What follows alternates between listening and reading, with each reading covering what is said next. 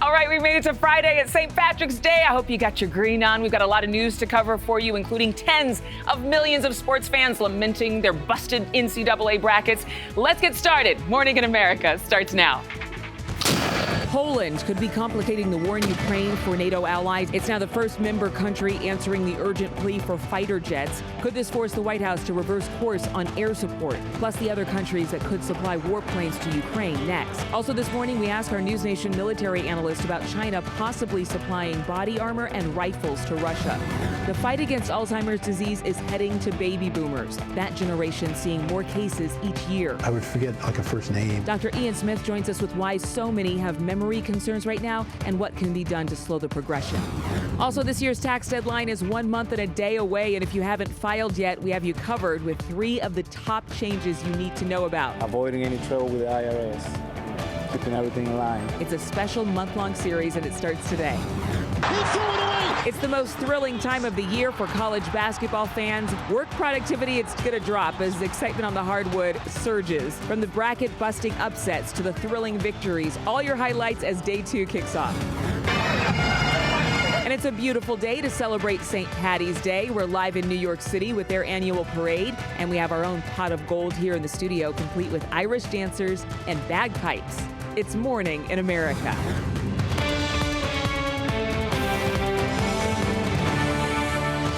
Are you ready to dance a jig with some Irish dancers today? I'm ready to Michael Flatley Lord of the Dance up here, okay? I loved Lord of the Dance growing up. My feet will flail about as independent from my body. It's just like... You thought double dutching was good? Just wait. Okay, let's not do too much here. All right, from our News Nation headquarters, happy almost weekend. I'm Adrienne Bankert. Top of the morning to you, I guess it's time to say. We are so happy that you've joined us today for St. Patrick's Day. This is news for all America. Yes, that's right. And right now we are following 3 train derailments happening within 36 hours of each other, starting in Washington State. Crews are cleaning up there. The train spilled about 5,000 gallons of diesel on tribal lands along the Puget Sound. The state ecology department says, thankfully, the fuel leaked into the land side of a berm rather than into the water. Then in Kentucky, 21 rail cars derailed south of Louisville when this CSX train tried to avoid colliding with a semi-truck that was stuck on the crossing. Local officials, along with a CSX spokesperson, say no hazardous materials were involved there. And we now have video of the derailment we first told you about on Thursday. This BNSF train jumped the tracks in Mojave County, Arizona. The train was carrying corn syrup. It derailed in a very rural part of the desert near the California border. There aren't any people living out there, so that's some good news. Well, there's a team of virus experts. They say they found new genetic data that links the origins of COVID-19 to raccoon dogs at a wet market in Wuhan, China. If you don't know what a wet market is or a raccoon dog, it's okay. We are showing you images of those dogs, but the data was pulled from swabs that were taken from inside the Huanan seafood wholesale market in January of 2020. According to this international research firm, the samples are evidence that the virus had been spread to humans from a wild animal rather than a laboratory. But again, we're still trying to find out the origins. This is 3 years later, report. and we are still trying to figure it out. 3 major insulin makers are slashing the price of that life-saving drug. Sanofi says that it will cut price by 78% starting next year. The company will also have a $35 cap on out-of-pocket cost for patients with private insurance. Now, this follows similar announcements by Eli Lilly and Novo Nordisk. And new overnight, China's President Xi Jinping announced that he will be meeting with Russian President Vladimir Putin in Moscow next week. Xi will be in Russia on Monday through Wednesday, and the meeting comes as Beijing says it is trying to broker a peace deal over Russia's war in Ukraine, and as the U.S. continues to warn China about providing weapons and other support to Moscow for its war efforts. So while China tries to paint itself as a peace broker, 2 countries are now taking a major step to help Ukraine push Russia out of its country. Just about an hour ago, Slovakia announced that it will send its fleet of MiG-29 fighter jets to Ukraine. Yeah, this is going to be an interesting decision, though, with those old planes. It follows a surprise choice from Poland on Thursday, announcing the delivery of those 4 MiGs in just days. Our Joe Khalil is on Capitol Hill to explain how this could start a new wave of support from NATO's allies. Joe. And that's certainly the hope, Adrian, from these two. But a major announcement today and a commitment, you mentioned it, first from Poland and then just this morning, Slovakia, confirming that both nations, both NATO allies, have made commitments now and approved plans to send fighter jets into Ukraine. Now, this is certainly going to be seen as an escalation from the view of the Kremlin from Russia, but it's also a fulfillment of a long-standing request from the Ukrainians for basically since the beginning of this conflict. We've heard from President Zelensky and from military officials in Ukraine that they have wanted fighter jets from their NATO allies. They are now going to get them. And we're talking about these MiG fighter jets. These are Soviet-era aircraft here. Prime Minister of Slovakia, Edward Hegar's committed to providing about a dozen of them. And Polish President Andrzej Duda says at first they're going to send 4, with plans later on to send more. Now, President Duda suggested Poland was not going to make this move unless other NATO allies were doing so at the same time. So in many ways, it wasn't a major shock when we found out this morning that Poland and Slovakia were working in tandem together to provide these aircraft. From the White House, though, from the American perspective here, John Kirby, the National Security Council, made clear this does not change the American position, which is that the U.S. at this point is not going to be sending American F-16 fighter jets, again, at least for now. White House Press Secretary Karine Jean-Pierre acknowledged the aircraft transfer at her briefing shortly after Poland made their announcement, but she didn't say a whole lot about it beyond that. We were informed by their decision by Poland to provide the jets to Ukraine. So we continue to closely coordinate with our allies and partners, including Poland, as we provide assistance to Ukraine. So would like to hear a little bit more from the White House on this. But look, Poland taking the lead on this, maybe not a surprise. Poland has been one of the staunchest allies of Ukraine since the beginning of this conflict, along with the United States, not just providing military aid, but also taking in Ukrainian refugees that now number in the millions. So that is a significant commitment from Poland as well. And again, the president, they're hoping that with his commitment of fighter jets, other NATO allies, along with Slovakia and beyond Slovakia, will follow suit. Adrian. All right, Joe, thank you very much. NewsNation senior national security analyst, retired Air Force Lieutenant General Richard Newton, here with me right now to tell us exactly what this means and what it means for the U.S. So we've got Slovakia jumping into the ring, she visiting Moscow at Putin's invitation, mind you, and then Poland sending those fighter jets to Ukraine. Has this war moved to a new level? Well, good morning, Adrian. I think it's significant that the Poles and now we hear about Slovakia will be sending MiG-29 aircraft into the fight. I think it's been a long time coming, in my opinion. I think providing MiG-29s will, in this case, will be a backfill for some of the losses that the Ukrainian Air Force has had to date. But nonetheless, it shows, again, resolve of the Poles and hopefully other NATO, other allies will come in.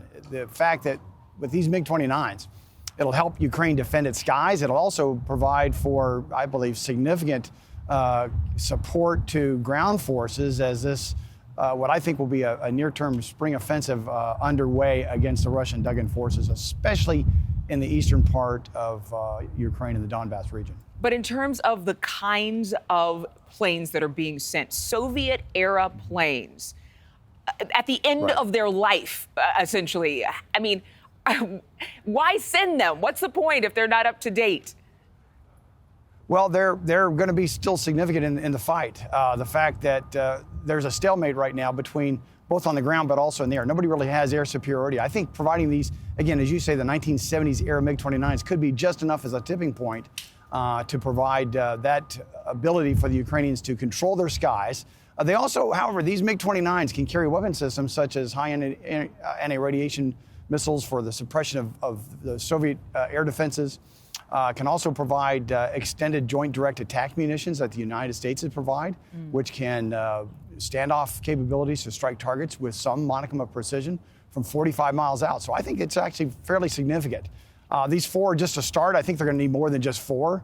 But nonetheless, I think it's significant, and I think it could be a game changer for the Ukrainians. But in terms of comparing them to the F-16s, we know Ukrainian troops are actually currently in the U.S. training on those jets. Do you think the U.S. will actually jump into send fighter jets to Ukraine as a result of some of these moves by NATO's allies? Well, my sources really haven't confirmed that there are actually Ukrainian pilots being trained. But I do know that the Ukrainian has set up a lineup of about 50 pilots that should the United States agree to train them in the F-16. The F-16 and the MiG-29 are fairly comparable. F-16 has some advantages over the MiG-29. It's more in a tighter turn maneuvering capability. It's got perhaps a little bit more modern weapon systems on board the aircraft. It's got great visibility in the cockpit. So the MiG-29s are a start. I would also advocate for F-16s from the United States or other NATO partners to add to the air power arsenal. But I do believe that at this point, if Ukraine's going to win, if Ukraine's going to defeat the Russians, air superiority is going to be key, providing that key air power on the ground for ground forces engaged with Russian troops. Air power is going to be significant. And so I think we should be leaning forward and provide them F-16s as well. Well, that's what Zelensky's been begging for, essentially, for months now. Lieutenant General Richard Newton, thank you for being with us. Mitch, over to you. Now to growing cybersecurity concerns that threaten to wipe out TikTok altogether in the United States. The Biden administration is now reportedly demanding the app's Chinese owners sell or get banned nationwide. The White House is increasing pressure ahead of the highly anticipated testimony by TikTok CEO on Capitol Hill. White House correspondent Allison Harris has more on that story live from Washington. Good morning, Allison. Good morning, Mitch. The CEO of TikTok is going to hear from some of the app's harshest critics face-to-face next week on Capitol Hill when lawmakers grill him on whether the app is jeopardizing Americans' privacy and giving China access to their data. The CEO's testimony comes as the Biden administration is reportedly issuing an ultimatum to TikTok's parent company, ByteDance, headquartered in Beijing. Divest itself of the social media platform or risk a U.S. ban. A spokesperson for the Chinese Foreign Ministry is accusing the U.S. of limiting the success of foreign companies, saying that the U.S. has not been able to provide with evidence that TikTok threatens national security. The White House says the Committee on Foreign Investment in the U.S., which is part of the Treasury Department, is reviewing TikTok and its national security concerns. The Biden administration supports bipartisan legislation to potentially ban tech from adversarial nations that pose a credible threat to national security. Senator Mark Warner helped write that Restrict Act, and he has told reporters that asking ByteDance to divest is just not enough, as he believes another tech company, say from China, would just pop up again, believing that legislation would have the most lasting impact. The UK just banned TikTok on its government devices. The US has already taken that step. 100 million Americans use TikTok for, on average, 90 minutes each day.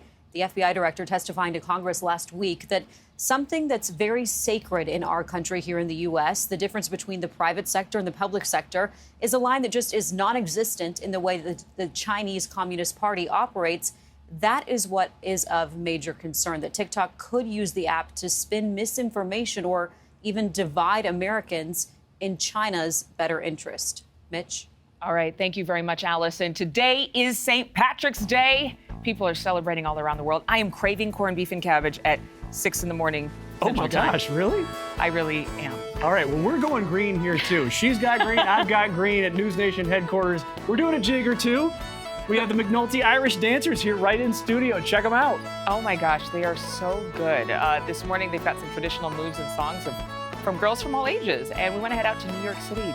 Green and orange, home to one of the largest St. Patrick's Day celebrations in the nation. And our Dre Clark is there this morning. Dre, how are things getting on? Yeah, good morning, guys. We're here in Connolly's, which is here in Midtown Manhattan. And year after year, this is where people come to gather before the parade actually starts a little later this morning. It's a big deal here. So I want to take you inside the party that's happening before the parade here inside the pub. Take a look, a couple of hundred people here walking around throughout the bar. The Guinness is in full flow. There you can see the iconic Button Man. He's been coming to the St. Patrick's Day Parade since the 1980s, and you can see why they call him the Button Man, with all of those buttons there on his sweater. And then if you just kind of walk down the bar here, you can see, again, Guinness is in full flow. Everybody's in good spirits. And, of course, they're all waiting for the St. Patrick's Day Parade to start here in New York City. It is the largest St. Patrick's Day Parade, not just here in New York City, but in the world. It's been happening since the 1700s. And, by the way, close to 1 million million Irish Americans live here throughout New York City area. So this parade is a very big deal, and we're expecting to see about close to 2 million people lining the streets later on today to watch the parade when they step off, with more than 150,000 people who will be walking down Fifth Avenue for the parade. Mitch, Adrian? I have been there in New York City during that parade. It is bananas. It's such a good time, and what a tradition. Dre, thank you so much. Mitch? Y'all, it is 7 in the morning on the East Coast. Those folks are getting after it. If you're just waking up, not quite ready to celebrate St. Patrick's Day, you might be lamenting the blowing up of your bracket. Did you realize what happened yesterday? 16 games in March Madness, 16 games, part of the men's NCAA basketball tournament. And what a start to this year's tournament, especially for tiny Furman University.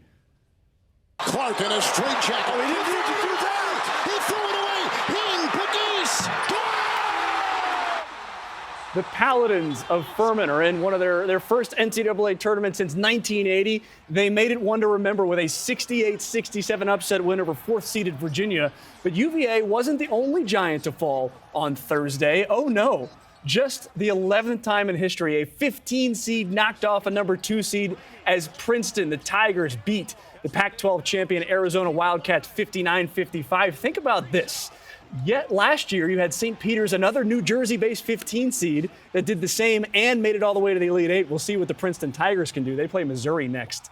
My, look at that face. Look, it's that position is called Despair. Surrender Cobra. You put the hand over your face, you make the hood like a cobra has, and you surrender because something awful has happened. Now, some of the highlights from day one, just 4 lower-seeded teams pulled the upset yesterday. Northwestern advanced to the second round for just the second time in school history. All 5 SEC teams that made the tournament and played yesterday won their games.